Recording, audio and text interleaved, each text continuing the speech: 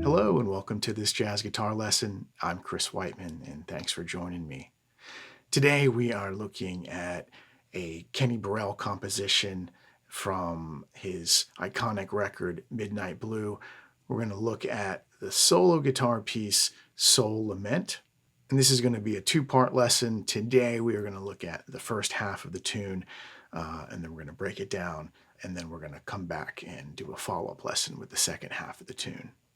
So let's take a look at the different parts of this tune and we'll break them down and discuss them.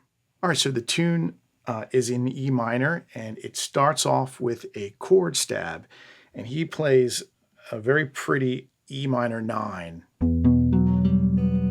right, so that's E, and then we have B, F sharp is our 9, and we have an open G, a B, and an E. All right, so root, 5th, 9, 3rd, 5th, root. Now, you're probably familiar with an open E minor, and all he's doing is he's taking the middle E and raising up a whole step to F sharp, and that's the 9. And what's really pretty about that is that now we have the 9 right next to the 3rd, and so we get this half step rub, and it really creates this beautiful dissonance. Right? A lot of times we'll see a 9 at the top, of the chord as an extension, but when we put it in the middle, particularly if it's right next to the 3rd, it really gets this rub that creates, again, this really beautiful dissonance. And this voicing he keeps coming back to throughout the tune. So he starts off on beat 1 just with this quarter note stab, right? And then he immediately goes in to this melody that's coming out of the E minor blues scale. And I'm going to play it up the neck here. I'm going to start on E on the 9th fret. And the melody goes like this.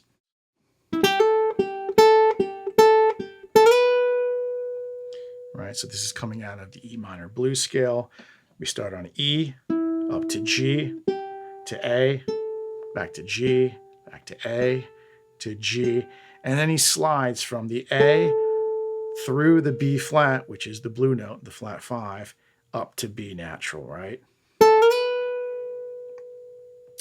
And the way I think about this is he's stabbing on beat 1, right, the chord 1, and then this note lands on beat 2, and he has 2 notes prior, the E and the G, and if you push through, I'm using my thumb, and then I hammer on, right? So E, G, hammer on, and I want that hammer on to land on beat 2. So if the pulse is 1, 2, 3, 4, 1, 2, right? And so these you can notate as 30-second notes, right? As long as you're nailing the A on beat 2.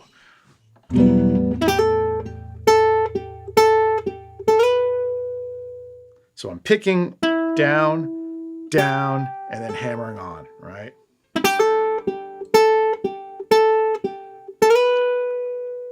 All right, so that goes through measure 1, and let's just count it out one more time.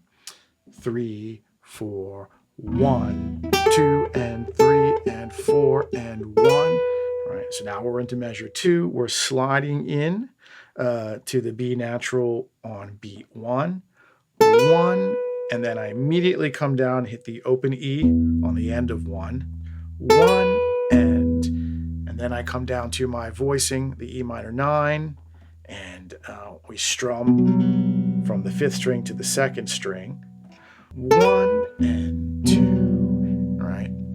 And then after B2, he raises one of the notes in the E minor chord. So he raises the 5th, which is B.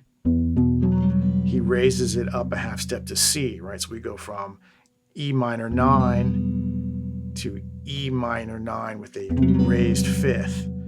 Later in the tune, he's going to walk it up again to the 6, right? So just kind of be aware of this motion. We have E minor 9, E minor 9 with a raised 5th, E minor 6, 9, right? So that's just a movement he's playing with throughout the tune. So measure 2, 1 and 2 and 3 and 4, and then in measure 3 we have another chord stab. He moves back to the 5th, puts B in there, and he leaves off the E at this point. He just plays from the B down. Right. So far we have this.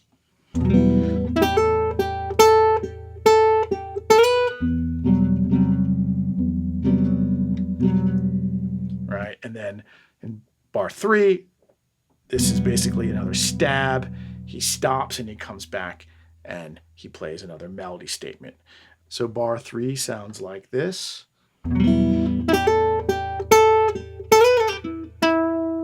Right, so chord stab, and then starts the melody the same way with these 2 30-second notes, or you can think of them as grace notes, into the A. And then he slides up to the B and right back down to the A, to the G, and then 2 E's, right? Right, and then in bar 4, it's the same as bar 2. 1 and 2 and 3 and 4. All right. All right, so let's put the first 4 bars together. 3, 4.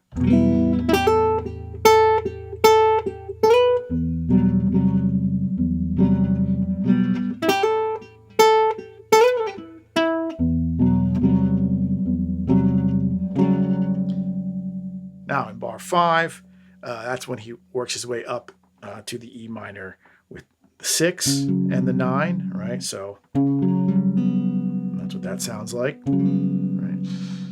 And again, that's going to be the chord stab at the beginning of bar 5. So he plays this, and then back to the melody,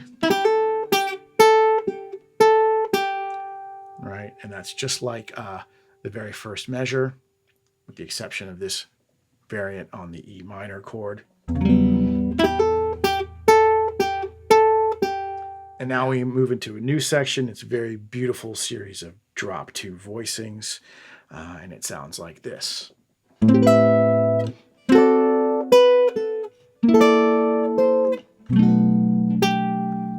Right, so what's happening here?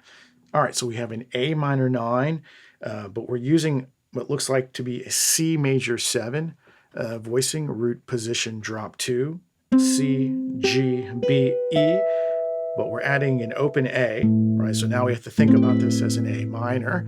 So in relation to A, the C is my 3rd, G is my 7th, B is my 9th, and E is my 5th, all right? So A minor 9, moving to D7, right? I have C, F sharp, A, and D, right? Flat 7, 3rd, 5th, and root, right? And then the melody moves down to B to A, right? So we get 1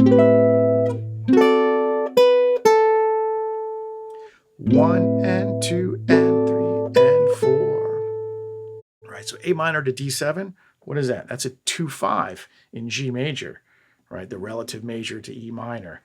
So It's a non-resolving 2/5. We don't resolve to the 1, but it's definitely a 2/5. A minor 7, D7, and then he moves to a C13 with a 9 on the top. So it's rootless, there's no C in it, right? So we have B flat, E, A, and D, flat 7, 3rd, 13, 9, and then we're moving to a B7, B, F sharp, A, D sharp, F sharp, right? And then the melody moves up to G. So I just, that's F sharp on my index, and then I play G. And this is going to take us back to E minor, and we're going to move back down here. But this is a cadence back into E minor, right? So we have this A minor to D7, which is a non-resolving 2/5 in the key of G. And then we move to C dominant, 13 with the 9, to B7, right? So this is another way. It's almost like a 2/5 back to E minor, right? So in a normal minor 2/5, it would be F sharp half diminished to some type of B7, right? We have basically a sub for that 2. And so instead of F sharp half diminished, we have C13 add 9, B7, resolving to our E minor here. And now this takes us to a bar 8. So we have kind of this minor vamp that happens in this tune, and it sounds like this.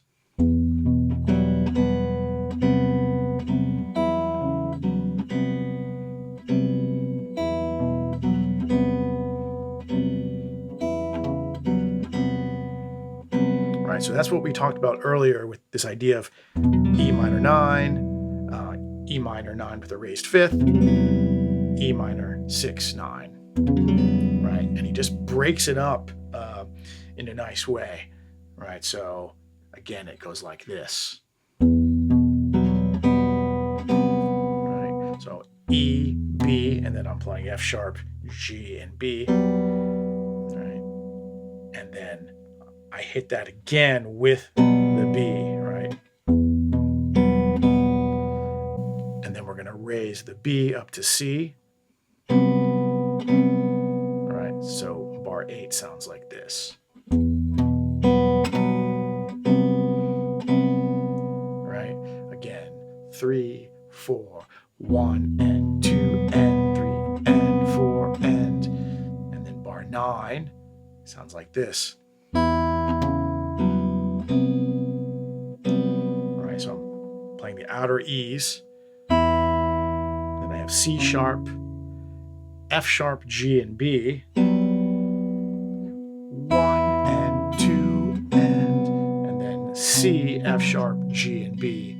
And then again on beat 4, right?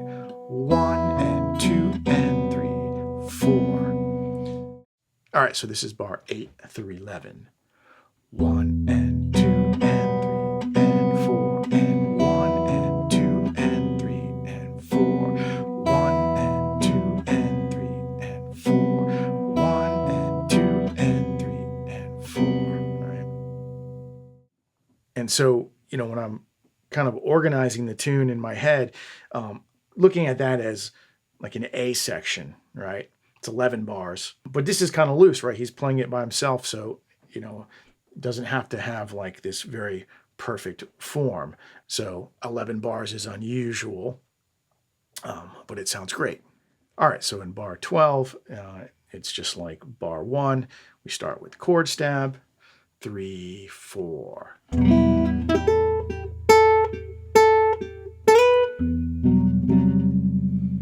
then we work our way up to the E minor 6, 9, and that becomes kind of the chord stab in bar 14, right? Back to the melody.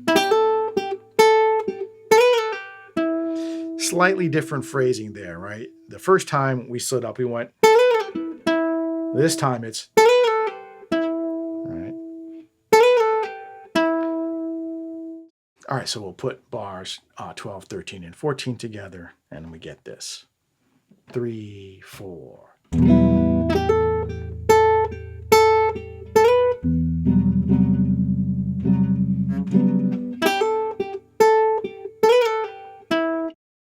All right, so after we finish the phrase in bar 13, that's beat 1 of bar 15, and then I immediately hit the open E, right?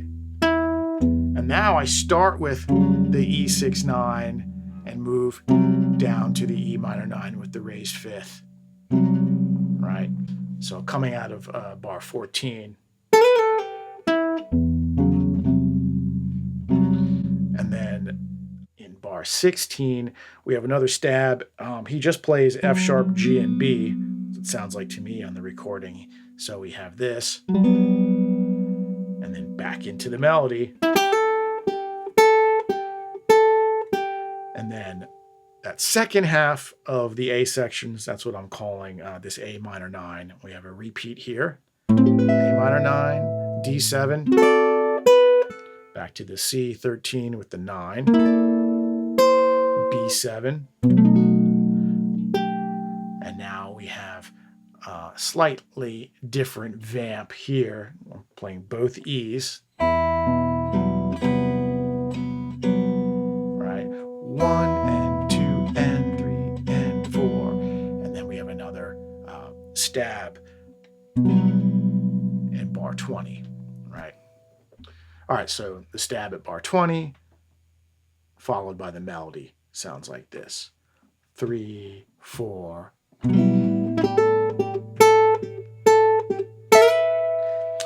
Now, same melody, but he does a variation here. He grabs the high E, and I hear him sliding from A to B. So I'm using my ring finger on the high E, and then the A, I'm sliding up to the B with my index. All right, so nice effect, right? And then immediately grab the low E, come down to the E minor 9, and then raise the fifth, hit it again. All right, so from bar 20, it sounds like this. 3, 4. And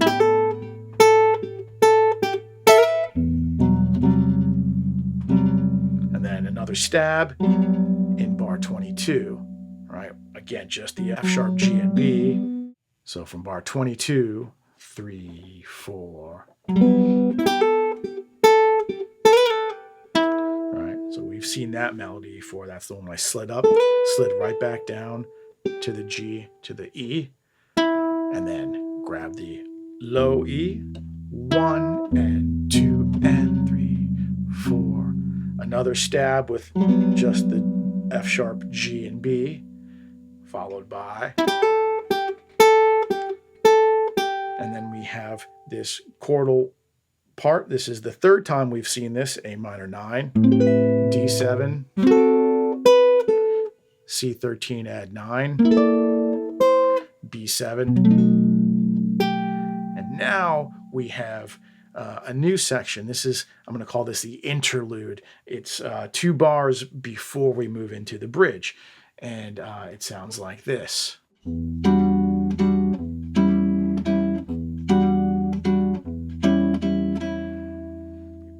All right, so in that interlude, we have E minor 9. All right, so my root, G is my 3rd, D is my 7th, F sharp is my 9.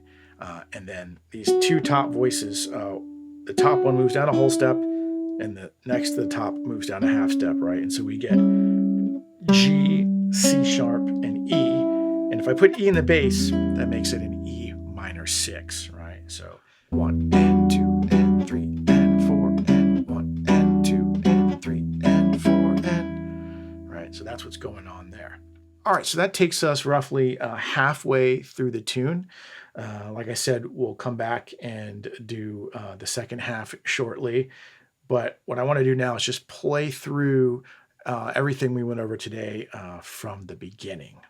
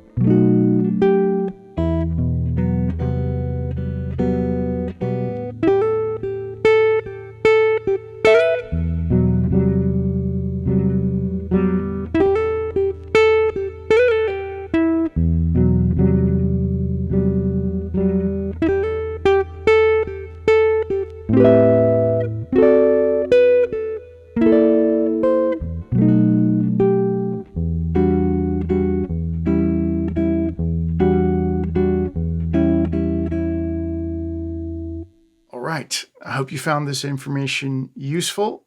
Everything we went over today is available as a PDF download with standard notation and tablature for my Patreon subscribers. And I'll put a link in the video description for those interested in exploring a membership there. And I'll have part 2 up shortly, and I'll see you next time.